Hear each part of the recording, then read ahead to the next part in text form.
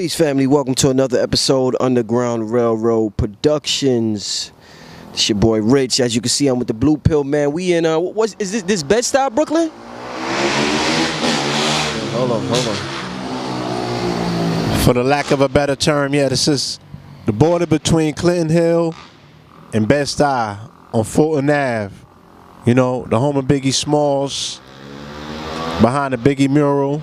All right, think big, family. Right. I wanted them. I'm trying to let them see the whole thing. It's some beautiful artwork behind you, and you're standing in front of the crown, my brother. You're standing in front of the crown, my brother. We wear this crown. Indeed. So we in Brooklyn, late night tip. Wanted a different scenery, you know, some different energy. Want to start it as usual by thanking brothers and sisters who support me on Patreon, making sure that independent medias continue to keep going. So I want to thank all the brothers and sisters on Patreon as well. And I just uploaded, for all y'all a video with Griff, Red Pill, and Supernova in Baltimore that Red Pill has sent me. Yeah, so shout out to the family, Patreon family. Indeed. We appreciate your patronage. Shout out to y'all.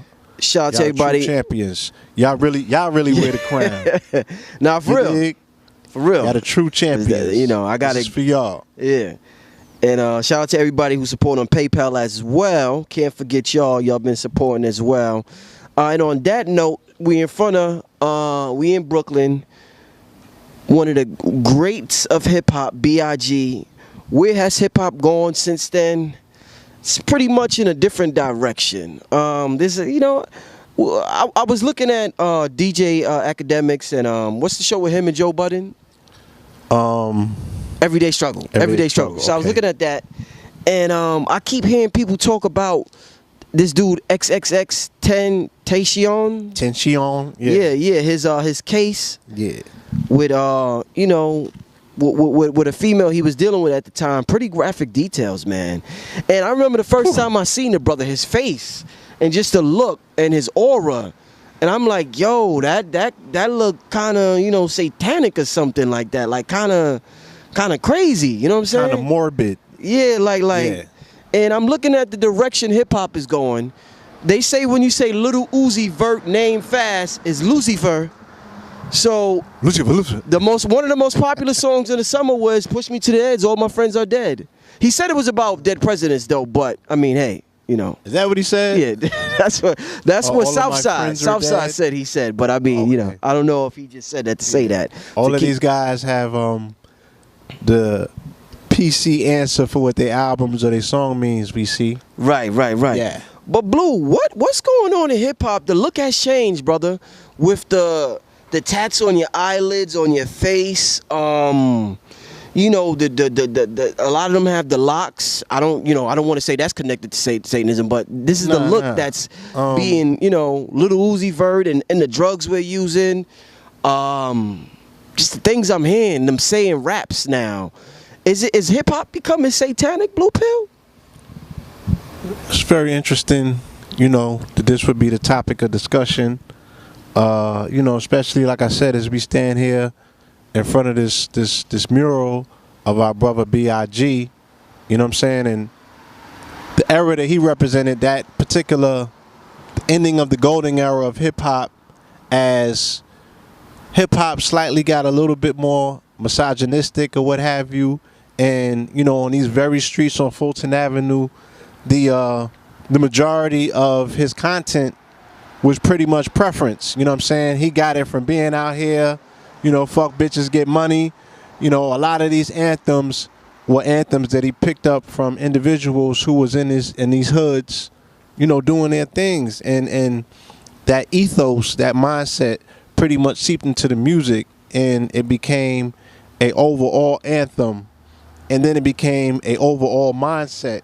And then it enveloped the planet. You know what I'm saying? So hip-hop seems to have gone from a level of hyper-masculinity, misogyny, to hyper-femininity, where the misogyny is not just simply misogyny anymore, but, dudes is literally putting their hands on these females.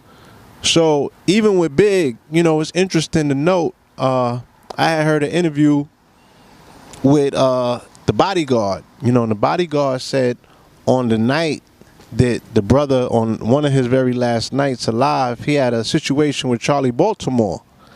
And, you know, Charlie Baltimore said that they got in an argument and he might have put his hands on her, threw the Rolex out the window and everything.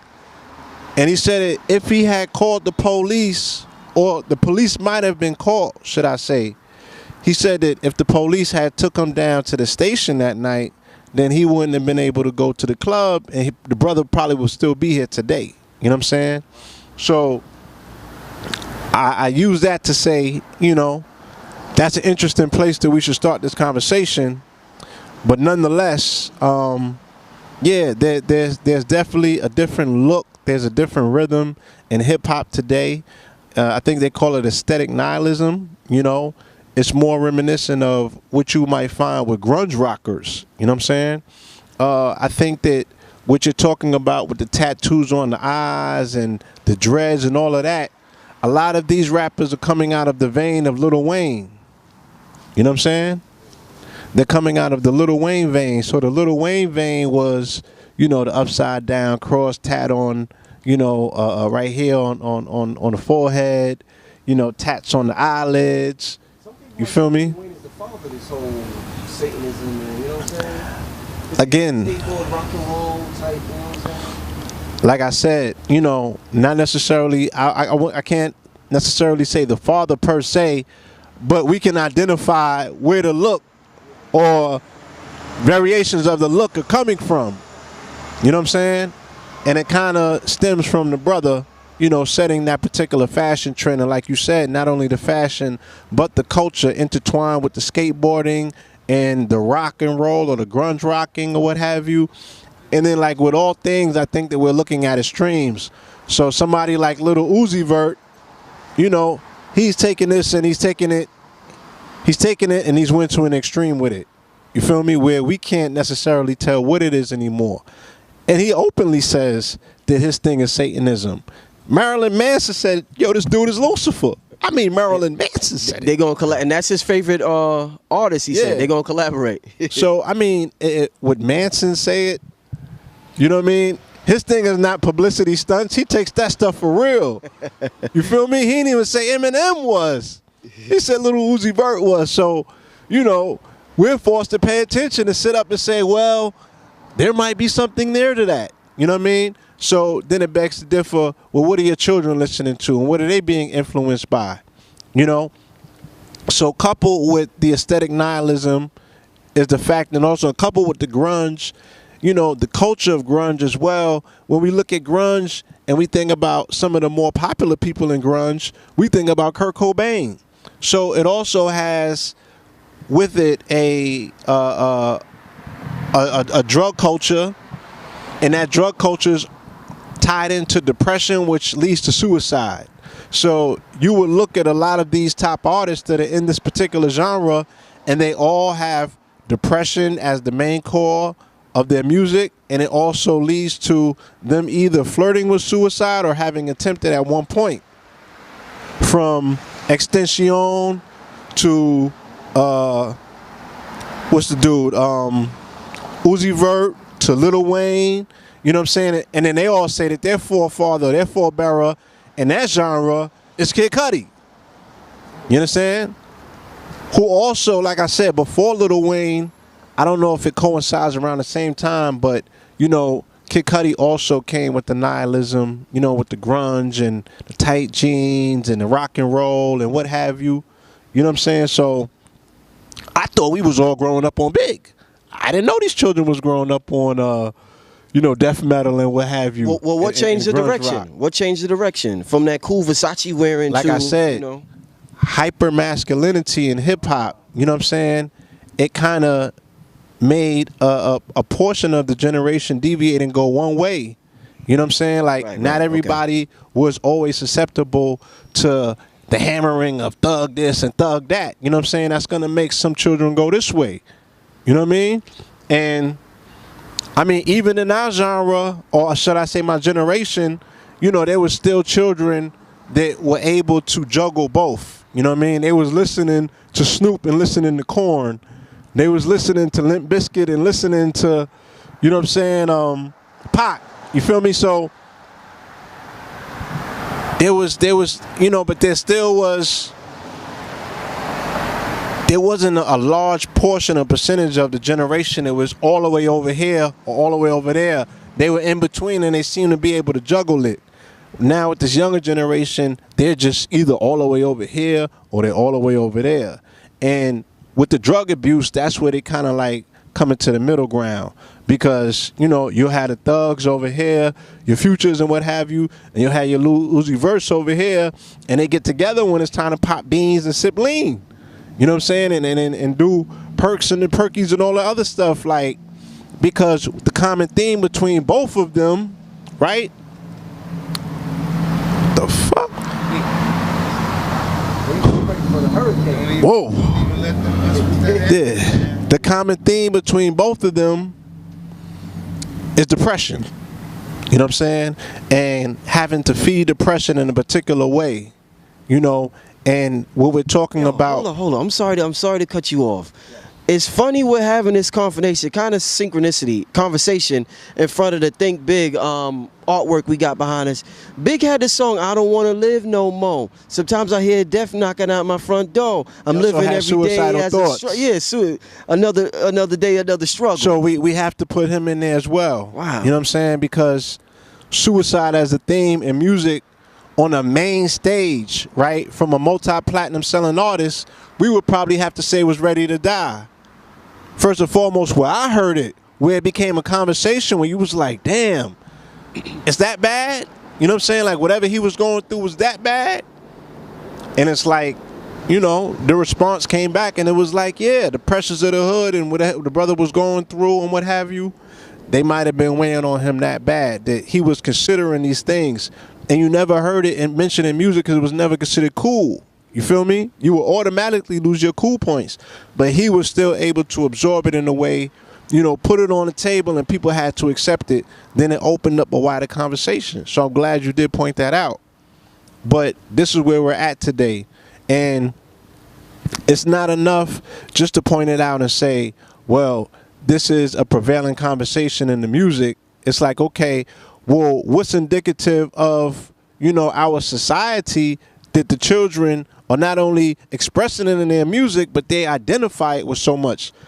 Because, you know, I've been going to several different chat rooms and I'm reading comment sections or what have you, and a lot of the children are saying, look, this is exactly how I feel, and this is my favorite artist because they're speaking on it. I can relate to it. You know what I'm saying? This person saved my life. If I can't even tell you how many comments I read where they was like, Cuddy saved my life. You feel me? So this is something that's very real. The fact that, like I said, it's coming out and expressing itself in the music in a particular way that's making people uncomfortable because, you know, the music is very occult at this particular point.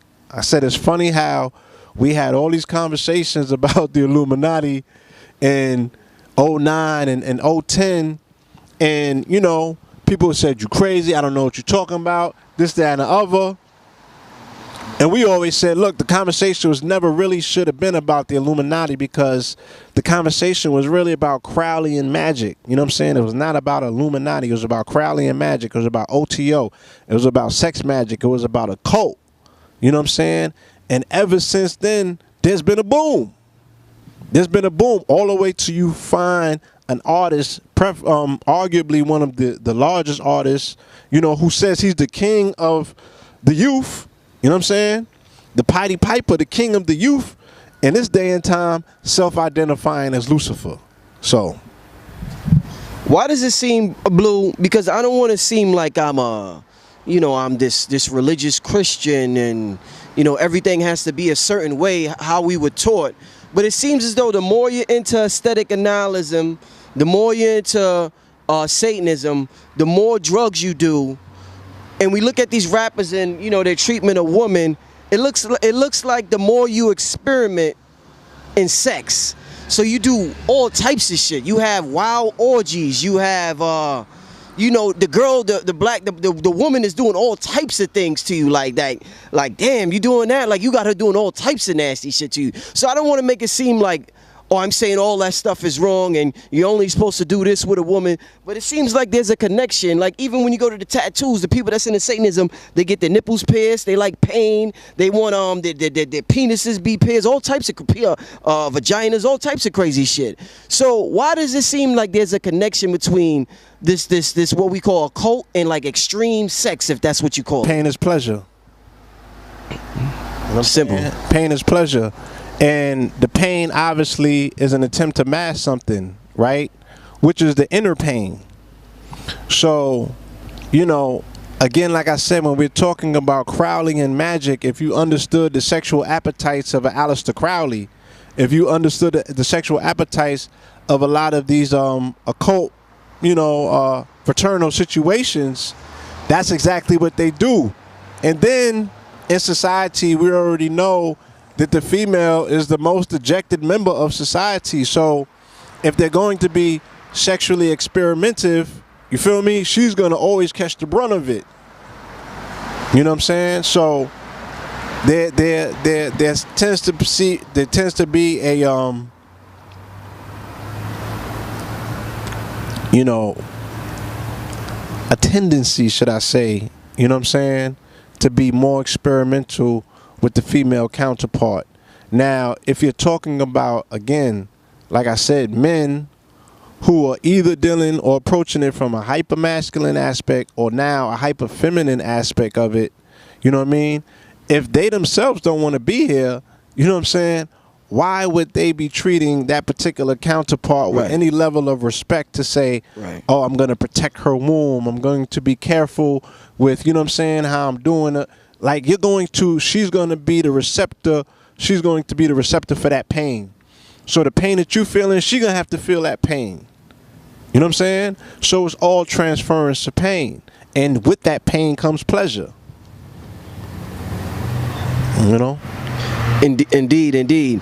Why do you think for so long in the black community, like, if you walking down the street, Blue, or if you come to a lecture and you say, and you talking to us and you be like, yo, I'm feeling suicidal, I'm feeling depressed. Niggas say, nigga, get your shit together, man. Stop being weak. What the F is wrong with you? You, like, we kind of like shun the people that say they're, you know, traditionally, like, that's like a white thing to go to a therapist. Like, you went to a therapist?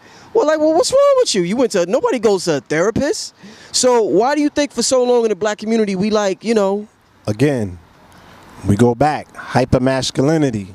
You know what I'm saying? Men and women, though, not just like, women too. Like, you can't, this is what I'm saying, is that this, telling the person they're not allowed to be depressed, it seems like it's not just a man thing in our community, it's also with the woman too, where women can't express them being depressed or suicidal. Let me speak first about the man, because I'm a man, so I can say that amongst men, we can't allow a level of weakness, you know what I'm saying?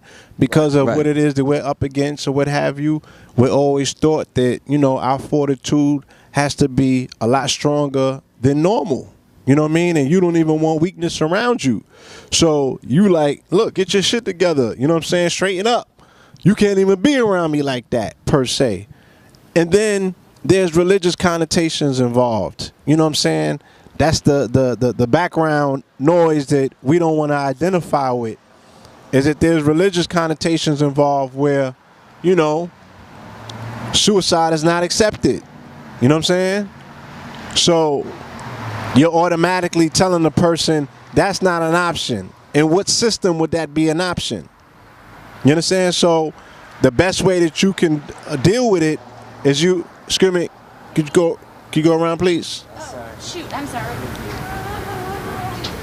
Gentrifiers, but I tell you. I thought they was going to do the honorable thing, Blue. There's no honor in them. There's no honor. Oh man, hold on. I was with your brother last Sunday. That was me, God. Peace. Oh. You had on your brother's colors. I had a little bit of red on. Wasn't that much. Wasn't that much. Wasn't that much? So with us as well, you know, with the men as well as with the women, there's a religious connotation underlying, you know, that whole aspect that you can't do, you know what I'm saying, suicide is not an option. You know what I'm saying? So you got to do something other than that. And like you said, even going to getting clinical help, that's not something that preferably we deal with. We've been through so much as a people, you know what I'm saying? And we've conquered it that I guess, you know, if somebody comes with a problem or a quote unquote issue, the first thing that you're going to tell them is like, look, man, that shit ain't nothing. You need to get your thing together. You know what I mean? So there's not too much time that we take to be polite to a situation like that. You know what I mean? Or cater to a situation like that.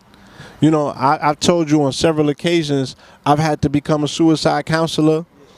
You know, You told me a lot of times about that. Yeah. It was about twice every week. It's not been that constant anymore. But and for my interaction, you know, there are different approaches based on different circumstances, and you got to feel that out with your own spirit. Some people you have to be a lot more aggressive. You know what I'm saying? Like almost picking them up.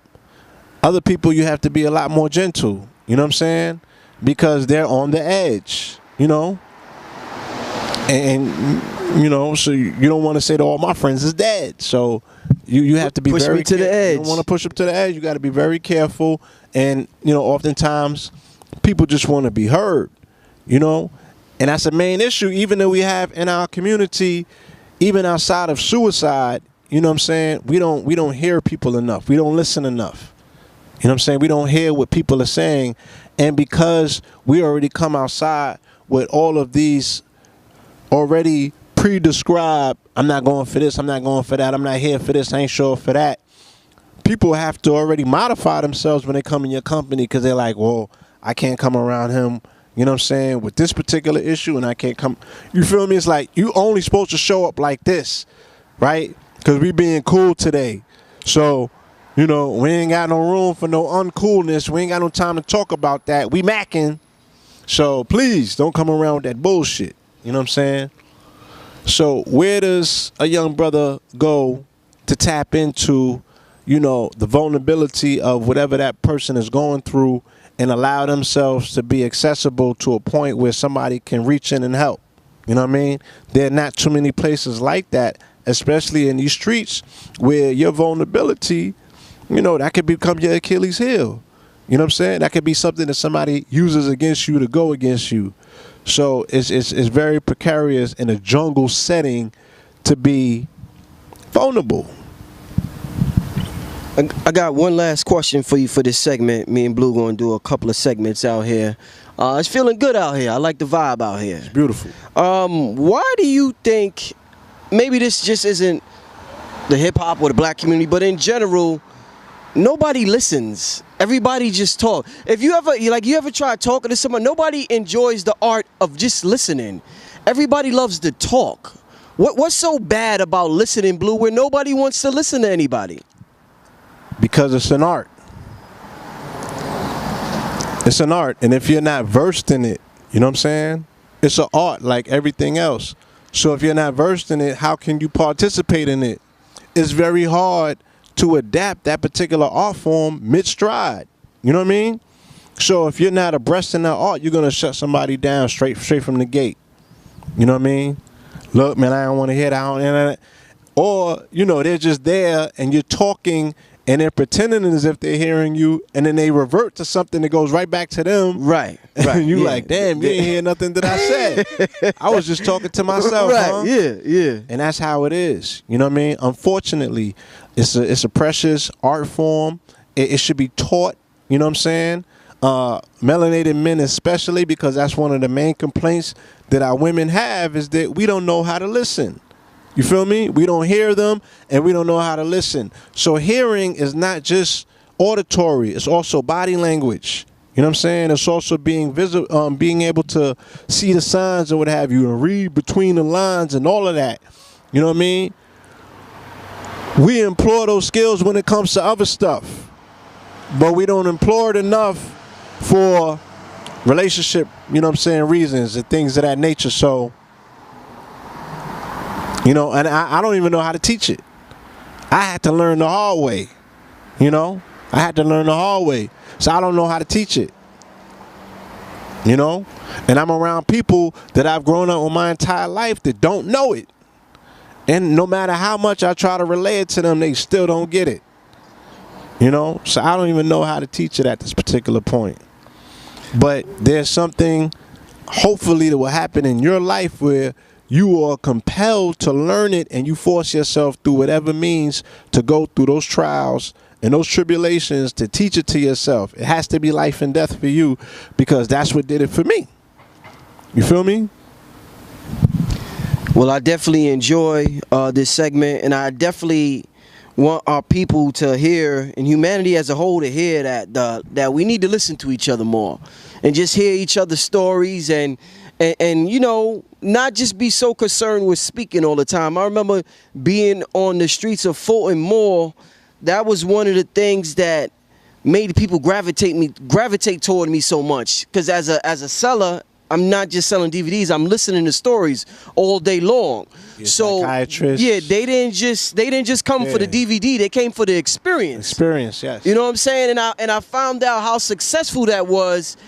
First, in being in a relationship, being a businessman, just all around in life. When you learn to listen, shit could get a whole lot better for you, and you learn people more, and you learn not to take things so personal if somebody says something, because you understand that most of the time it's just misdirected energy. So I definitely appreciate your time. Leave your contact info. Well, let me leave this. Since we're talking about listening, I'm going to share with you one of the main things that was told to me, you know. I think my brother had posted a question pertaining to the topic they were speaking about tonight. You know, he was asking whether hip-hop has gone satanic. You know what I'm saying? And he had a picture where he was utilizing all of the artists, you know what I'm saying? And, you know, these dudes was looking all spaced out and what have you. And my cousin had came on the thread and he said, look, this is a result of a failed generation. You understand? He said, this is a failed generation. You know, the older heads, the OGs, you know, y'all generation, the parents, you know, or the big homies, did not listen when they were crying out, okay, saying either this or saying that, you know. So a lot of these children, if you listen to their stories, they were the dejected youth in school. You know what I mean? They were the ones that weren't cool enough. They were the ones that couldn't get the girl. They were the ones that, you know what I'm saying, they just didn't fit in. And they're raging. You know what I'm saying? They're raging. And they getting on, and they have this fuck you attitude, not only to the game, but to the entire world. And especially it's going to play out with the women, because they're taking out on shorty what they were feeling from rejection from, you know what I'm saying, the beautiful one that they wanted to get back in the day. So they're going to destroy beauty every chance they get. Wow, that's okay. Okay? They're going to destroy beauty. They're going to consume it. They're going to pursue it at first, right? And you can find this, it's a concurrent theme in Lil Uzi Vert's music. They're going to pursue the beauty. Mm-hmm. They're going to consume the beauty. Mm-hmm. And then they're going to destroy the beauty. All right? Wow. That's what we're looking at. Wow. All right? So all of these patterns, same way. Like, look, they telling you, look, I got my heart broke when I was 13. The niggas 45 still fucking up and running women through, you know what I'm saying, all sorts of dramas and traumas from something that happened when he was 13. Right? This is what grown folk is going through today. Right now, right now. My generation. Okay? Oh, you got mommy issues. You got this issue. You got that issue. Your mother didn't hug you when you was 8. You ain't get over it yet. Okay? You done left a fucking trail of tears for the last 30 years. So, I'm saying that to say, if you look at these little dudes now who are coming up in the age of social media and what have you, and they got punked on the school bus. You know what I'm saying? They got laughed at shorty in school. You know, they couldn't sit at the lunch table. They had whole themes about you can't sit at this lunch table, you're not cool enough. You know what I'm saying? They didn't have the Jordans when it was a prerequisite to have the Jordans. Okay? Now, they are able to identify with a group that's also depressed and dejected, just like them, right? Midnight Marauders, right? They're able to identify with this group, and they're championed. They're heroes, like Xxtentacion. They're championed, right? Like, what's the dude's name? Not only Lil Uzi Vert, but Travis Scott. Okay, so they're championed. They're put on these particular pedestals. These people were not 100% self-confident yesterday. Okay, they were not self-confident, and they were suicidal, and they were on drugs. All of this is an extension of their lack of self-confidence and their inability to deal with their issues. Okay, and them not having nobody to turn to and talk to. And them not being able to even understand what their shadows are about. Where are the systems, right?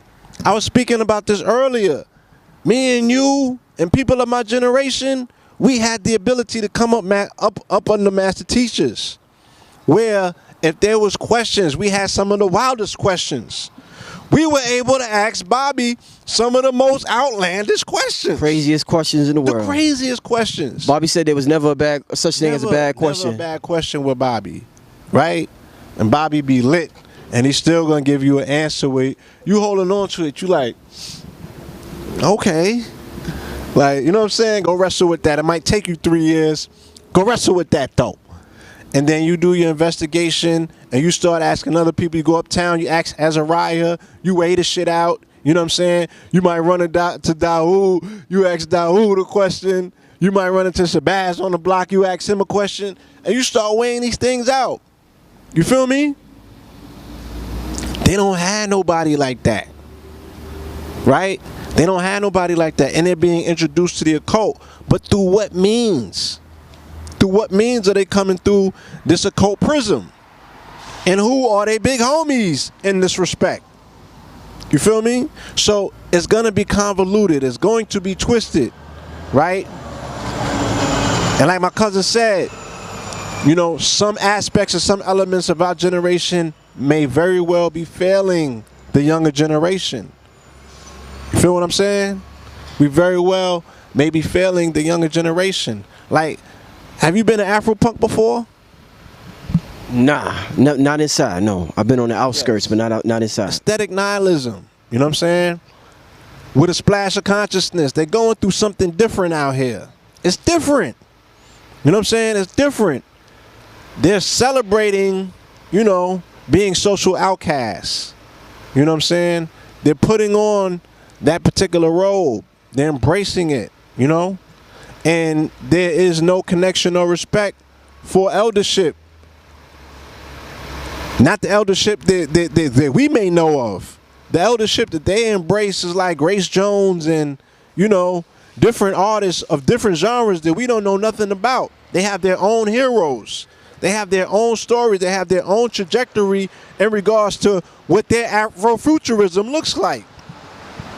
You know what I'm saying? And it looks nothing like what we're used to or what we're talking about.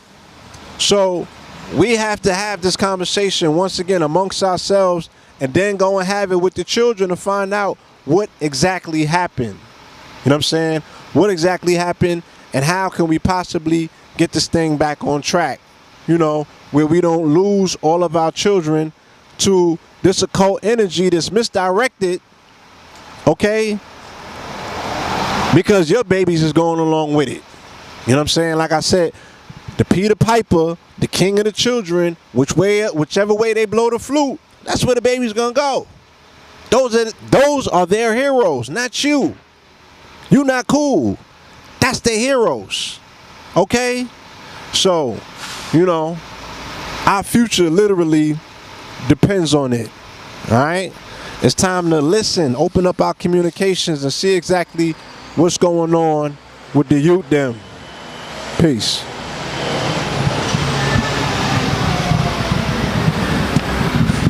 Peace, family. This brother Rich from UGR, urging all my viewers and subscribers to help support the channel by donating just $1 to the UGR PayPal account.